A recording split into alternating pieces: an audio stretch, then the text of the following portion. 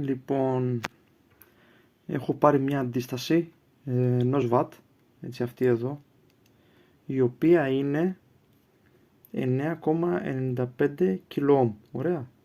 Έχω πάρει και δύο μπαταρίες, σαν δύο ξεχωριστές πηγές, η νούμερο 1 και η νούμερο 2. Ωραία.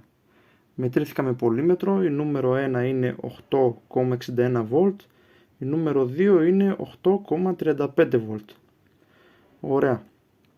Τώρα, για δεδομένη αντίσταση, για δεδομένο φορτίο, έτσι, η νούμερο 1 μπαταρία, η 8,61, παίρνοντας τον νόμο του Ohm, έτσι, κάνοντας την πράξη, μου δίνει 0,86 mA. Ωραία, για να το δούμε. Τώρα πώς το πιάσω. Λοιπόν, είμαστε εδώ. Κάνω το ποδαράκι. Και το άλλο είναι εδώ. Ωραία. Και μας λέει 0,87 mA. Όπως το είδαμε, έτσι. Μόνο την πρώτη μπατάρια. Να τη εδώ. Ωραία. Τέλος.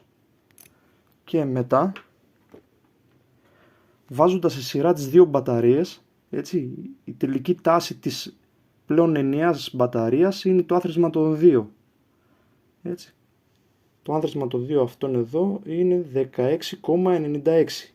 Τώρα, για δεδομένο φορτίο R, έτσι, αυτή η τάση δεν θα μας παράξει το ίδιο ρεύμα. Θα μας παράξει περίπου το διπλάσιο.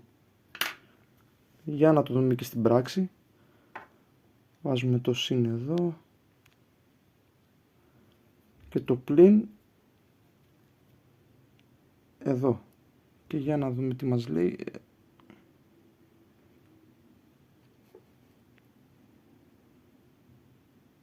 1,66 mA. Σχεδόν το διπλάσιο. Οπότε για δεδομένο φορτίο, η διπλάσια τάση θα παράξει διπλάσιο ρεύμα.